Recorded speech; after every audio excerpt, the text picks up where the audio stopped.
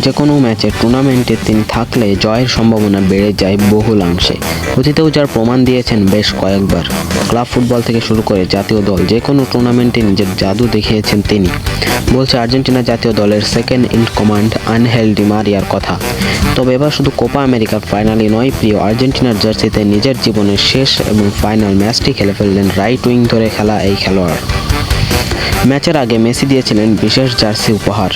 ম্যাচটা রাঙিয়ে বিদায় নিতে চেয়েছিলেন তার সবচেয়ে প্রিয় সতীর্থকে, তবে মাঝপথেই ইনজুরি। মেসি যখন মাঠ ছাড়ে তখনও ম্যাচ ছিল গোলশূন্য ড্র।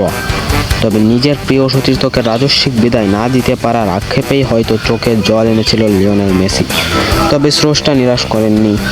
ডি মারিয়ার বিদায় আনন্দময় করতেই যেন জয় দিলেন আকাশী নীলদের। কেমন কাটলো ডি মারিয়ার বিদায়, কেমন ছিল তার রাজস্বিক বিদায়, বিস্তারিত থাকছে আজকের আলোচনায়। আর্জেন্টিনার জার্সিতে নিজের বিদায়ের সময়টি আগেই জানিয়ে রেখেছিলেন Angel Di Maria. 2024 Copa America খেলেই বিদায় জানিয়ে দেবে এই বিশ্বজয়ী ফুটবলার। তাই তো এবার মেসির জন্য নয়, দলের দ্বিতীয় প্রাণভোমরার জন্যই কোপা আমেরিকা জিততে চেয়েছিল আকাশী নীলেরা। এটি মাথায় রেখেই দীর্ঘ পথ পাড়ি দিয়ে ফাইনালে পৌঁছেছিল আর্জেন্টিনা দল, যেখানে মেসির ও একটি কথা, ডি মারিয়া বিদায় রাঙাতেই হতে চায় কোপা চ্যাম্পিয়ন।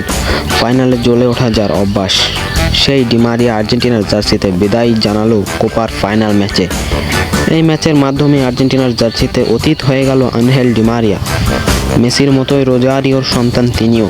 মেসির মতোই প্রত্যেক ম্যাচে অসাধারণ পারফরম্যান্স করে দর্শকের নজর কেটেছেন তিনি। আর্জেন্টিনা জাতীয় দলের প্রতিটি সাফল্যের উৎসবেই তিনি ছিলেন মেসির পাশেই। প্রতিটি ফাইনালেই জ্বলে উঠেছেন যার রোশনাইয়ের সামনে ম্লান হয়েছে মাঠে থাকা বাকি প্লেয়াররা। আর্জেন্টিনার হয়ে তিনি ফাইনালে গোল করার রেকর্ড রয়েছে তার। ক্লাব ফুটবল থেকে জাতীয় দল কোথাও নায়ক হয়ে ওঠা হয়নি তার। 2014 সালে চ্যাম্পিয়ন্স লিগের ফাইনালে মাঠের সেরা খেলোয়াড় ছিলেন তিনি, কিন্তু 93 মিনিটে গোল করে নায়ক বনে গেলেন অন্য প্লেয়ার। সেই সঙ্গে গোলের বন্যা বইয়ে দেওয়া রোনালদোর ছায়ায় ঢাকা পড়ে রইলেন এই প্লেয়ার। আর্জেন্টিনার জার্সিতে মেসি ও ডি মারিয়ার সেই বয়সভিত্তিক খেলা। 2008 সালে অলিম্পিকে একসাথে খেলেছেন দুইজনই। সে অলিম্পিকে মেসি ডি মারিয়ার গোলে নেদারল্যান্ডকে হারিয়ে পৌঁছায় ফাইনালে। এরপর ফাইনালে ডি মারিয়ার একমাত্র গোলে আর্জেন্টিনা তাদের সবশেষ অলিম্পিকের সোনা জেতে। তারপরেও হিরো হিসেবে জায়গা পাননি তিনি। মেসির ক্যারিয়ারের বড় বড় অর্জনের পেছনেও তার রয়েছে অনেক অবদান। হয়েছিলেন মেসির সবথেকে ভালো সতীর্থ। তাই তো মেসি চেয়েছিল সর্বশেষ ম্যাচে তাকে বিশেষ কিছু উপহার দিতে, কিন্তু মাঝপথেই ইনজুরি। মাঠ থেকে উঠে যাওয়ার পর কান্নায় লুটিয়ে পড়ল মেসি। তবে স্রষ্টা নিরাশ করেননি। মেসি না পারলেও পেরেছেন মার্টিনেজ। অতিরিক্ত সময়ে তার একমাত্র গোলেই শিরোপা জয় আর্জেন্টিনার, আর এই মাধ্যমেই বিদায় নেন ডি মারিয়া। এমন স্বপ্নের বিদায় যেন আশা করতেন আর্জেন্টাইন এই মহা তারকা। কি মনে হয়, আর্জেন্টাইন এই তারকা কি আপনাদের মনের মধ্যে জায়গা করে নেবে?